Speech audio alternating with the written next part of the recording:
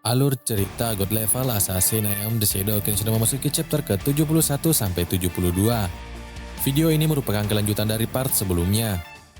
Cerita kemudian dilanjutkan. Setelah Shadow mengalahkan klon dari Virginie, Ghost Spirit sangat terkejut melihat ketiga bayangan Shadow. Teknik membunuh ini, 3 klon dari Master, skill macam apa itu? Kuat sekali. Tak lama kemudian, NPC Virginie menghampiri mereka. NPC itu menyebut kedua nama anaknya, mengira Shadow dan Ghost Spirit adalah anaknya. Alan, Anna, kalian sudah dewasa. Kalian semua menjadi begitu kuat dan berani. Terutama Anna kecilku, dia sudah besar. Ini 9 buku anugerah ilahi yang kumiliki, ambil semuanya. Ghost Spirit tersentuh lalu memeluknya. Terima kasih ibu.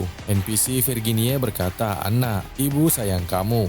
Virginie memberikan segalanya yang dimilikinya kepada anak-anaknya tanpa ragu, sehingga banyak pemain yang tanpa henti mencarinya. Kemudian dia bahkan menukarkan umur hidupnya sendiri dengan buku anugerah ilahi. NPC Virginie menghampiri Shadow.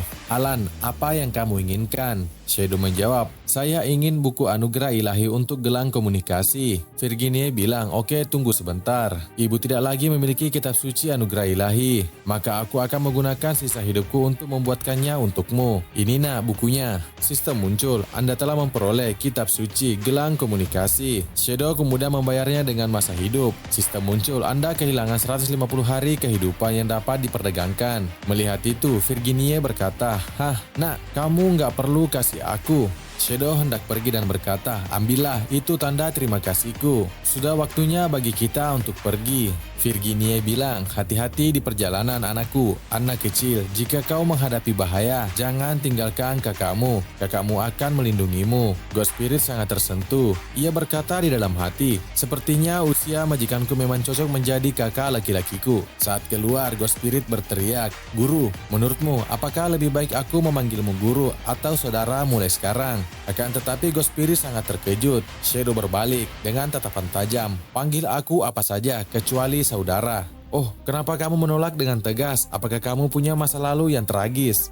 Di saat perjalanan pulang, Kapten Anyu mengirim sebuah pesan kepada Shadow. Hei kawan, kamu di mana? Shadow menjawab, Anyu, ada apa? Anyu bilang, bisakah Anda memberitahu saya siapa saja yang ada di daftar teman kamu? Shadow lanjut bilang, mengapa kamu bertanya? Anyu menjelaskan, seorang pembunuh berantai telah muncul di kota Jianghai. 7 orang sudah meninggal dan ada rumor yang beredar bahwa Anda lah pembunuhnya. Shadow berkata, omong kosong. Anyu lanjut berkata, penyelidikan mengungkapkan bahwa waktu kematian korban sangat cocok dengan waktu Anda masuk dan keluar dari game. Pembunuhnya mengenal baik para penyelidik resmi dan tahu kapan harus membuang mayatnya tanpa meninggalkan petunjuk apapun. Oleh karena itu, banyak orang yang mencurigai Anda adalah pembunuhnya. Namun karena kami mengenal Anda tidak akan pernah melakukan sesuatu yang begitu rendah. Shadow bilang, jika kalau Anda mengira ada menjebak saya, orang yang bisa melihat waktu online dan offline saya pastilah seseorang yang terdaftar di teman saya. Anyu berkata, itu benar. Shadow lalu menjelaskan daftar temannya. Selain dari anggota tim Anda, yaitu tim Wang Meng dan Anyu, lalu ada daftar teman saya juga mencakup pimpinan Serikat Kuil Kesatria. Lalu ada pemain dengan gelar Milk White Snow Child adalah pemain liar, dan Old Zhang adalah paman dari Guild Skydoom. Lalu ada juga cucu perempuan dari Old Zhang, 10 Miles of Green Mountains, dan anggota guild saya sendiri, Ghost Spirit. Mendengar semua daftar pertemanan Shadow, Anyu bilang, baiklah, saya akan segera mengatur seseorang untuk menyelidikinya. Shadow lalu bertanya, Anyu, di mana jasad korban ditemukan?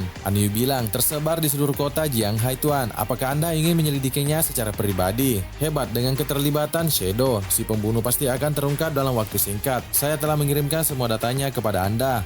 Setelah mendengar berita dari Anyu, Shadow segera offline. Ia bilang, Ghost Spirit, silakan log out. Aku punya misi untukmu. Ghost Spirit menjawab, ya guru.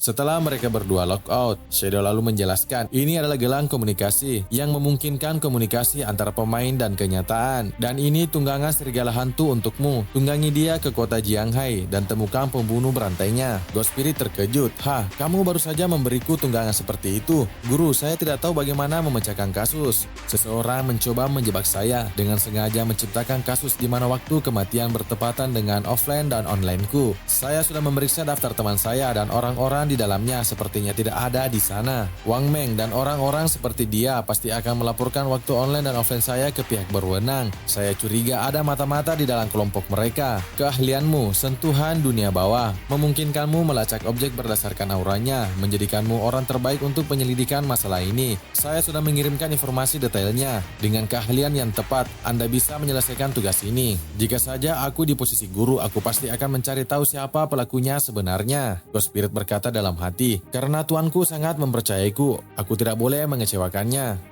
Cerita kemudian berpindah, tepatnya di dunia nyata di sebuah hotel. Mei Jing dan Tony sudah berhasil membawa kabur Pak Su Kunsan, suami dari Nyonya Dongfeng Yue. Tony berkata, "Tuan Theodore, saya telah membawa orang itu kepada Anda." Pak Theodore berkata, "Bagus sekali Tony." Pak Chu Kunsan sepertinya mengenali Pak Theodore. Ia berkata, "Mungkinkah kamu?" Theodore berbalik, "Chu Kunsan, tampaknya kamu masih mengingatku. Kami sempat berbincang-bincang dengan sangat menyenangkan pada suatu pertemuan di kedutaan beberapa tahun lalu. Aku tidak tega melihatmu menderita dari ketidakadilan, jadi aku meminta beberapa teman untuk membantu menyelamatkanmu." "Itu benar-benar Anda, Tuan Theodore, dari kedutaan." Pak Chu Kunsan lanjut berkata, "Kalau aku tidak salah, mereka semua adalah penjahat yang dicari di Daxia, dan mereka semua ada hubungannya dengan Qian Sisi. Apakah Anda menargetkan pemerintah Shadow atau Great Xia?" Theodore tertawa. "Apa bedanya? Semua orang tahu bahwa pejabat dan Shadow bersekongkol. Istri dan anak-anak saya dibunuh secara brutal, alih-alih memburu Shadow. Mereka ingin memenjarakan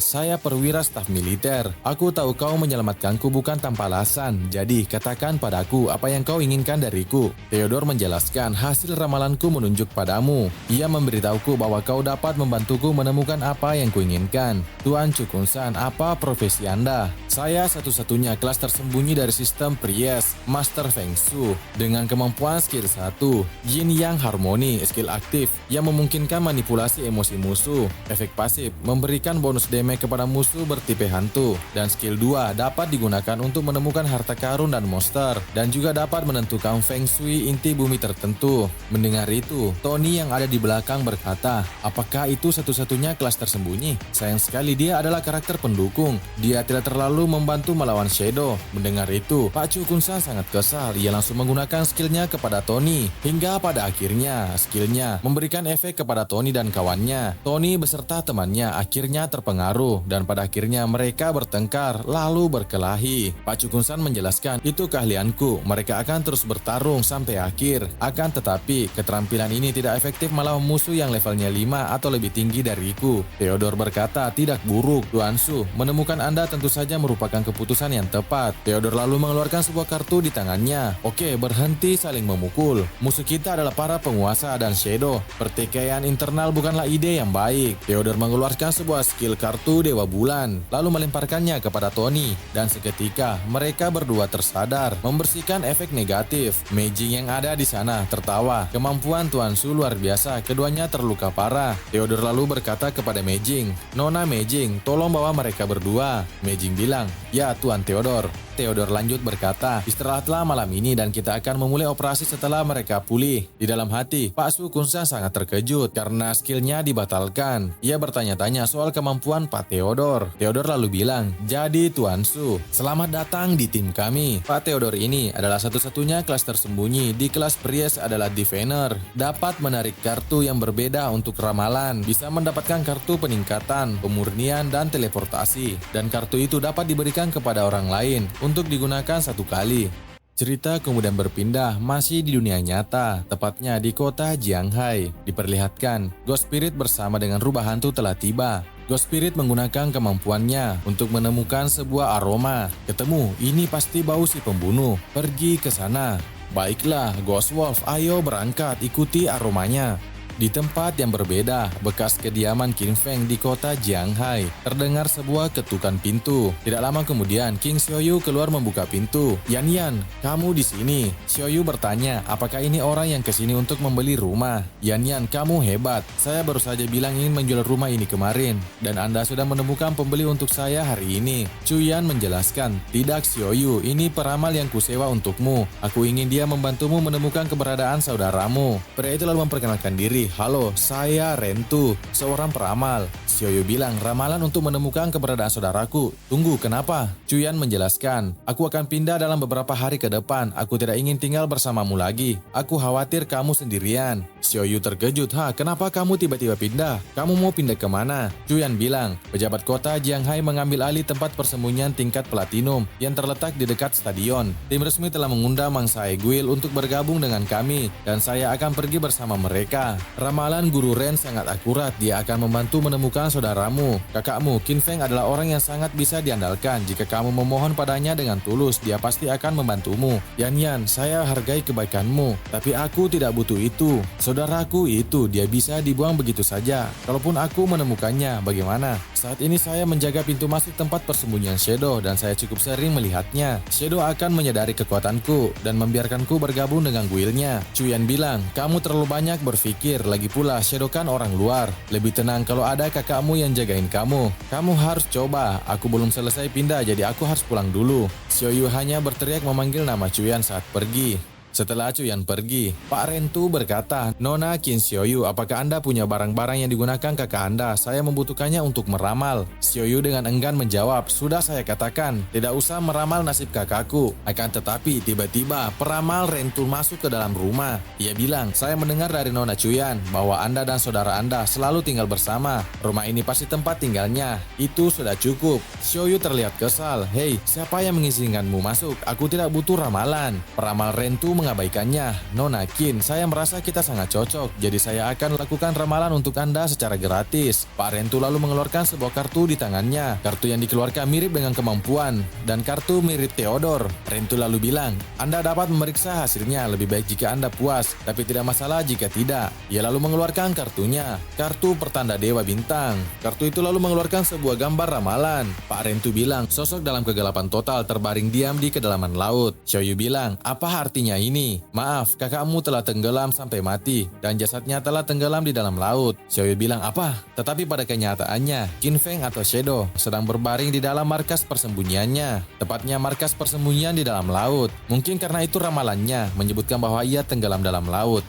Melihat ramalan itu, Qin Xiaoyu sangat kesal. "Sialan, Qin Feng, kau mati begitu saja, dasar sampah. Tunggu saja sampai aku menjadi luar biasa, baru aku akan menginjak-injakmu dan membuatmu mengakui kesalahanmu." Pak Rentu bilang, "Nona Qin, terimalah bela sungkawa saya." Rentu lalu bilang, "Kudengar kau ada urusan dengan Shadow, dan kebetulan aku sudah mengetahui lokasi Shadow saat ini. Apakah kamu mau ikut denganku?" Xiaoyu terlihat senang dan berkata, "Betulan, tentu saja selama kamu setuju untuk berteleportasi denganku, aku dapat menggunakan kartu ini untuk membawamu ke sana. Meskipun saudaramu telah meninggal, jika kau dapat mengenali Shadow sebagai saudara barumu, maka semua orang akan senang." Xiaoyu bilang, "Oke, setuju. Qin Feng telah lolos begitu saja dan mati mudah. Tapi itu sudah tidak penting lagi. Sudah tahu betapa baiknya aku menjaga pintu untuknya, dia pasti akan melindungiku."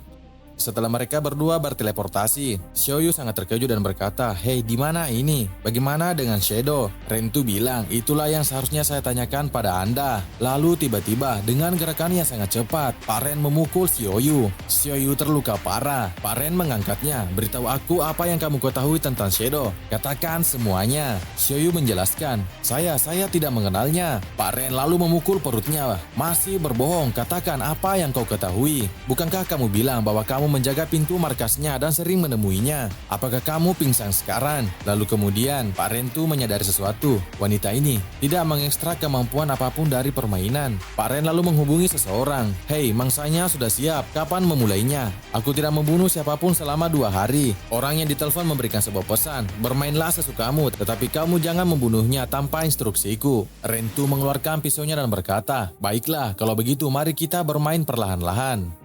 Dan di tempat yang lain diperlihatkan pria yang memberikan instruksi. Di dalam hati pria itu berkata, "Tidak ada berita tentang Shadow yang keluar selama 2 hari. Jika statistik permainan dipindahkan ke dunia nyata, permintaan makan akan sangat tinggi, jadi Shadow harus keluar untuk makan." Satu-satunya penjelasan adalah Anyu tidak melaporkannya. Apakah mereka curiga ada yang menjebak Shadow? Sial, aku harus mempercepatnya. Saat dia keluar, seseorang menyapanya. "Halo, Kavaleri." Akan tetapi, pria yang dipanggil Kavaleri hanya melewatinya. Ia terlihat sangat kesal dan berkata di dalam hati, jika semua orang di masyarakat percaya bahwa Shadow adalah pembunuh psikopat, apa tanggapan Anda? Tak lama lagi opini publik akan meledak dan masyarakat akan kacau balau. Sekalipun pihak berwenang tidak mau berurusan denganmu, mereka mau tidak mau harus melakukannya. Cerita kemudian berpindah di tempat di mana Ghost Spirit mengikuti aura si pembunuh. Ia berkata, akhirnya kita tiba. Auranya mengacu pada pintu masuk ke rumah itu. Ghost Spirit yang dalam mode kamuflase melompat menuju ke rumah itu. Ia berdiri di atap jendela, lalu ia bergelantungan melihat ke dalam. Ia mendengar suara,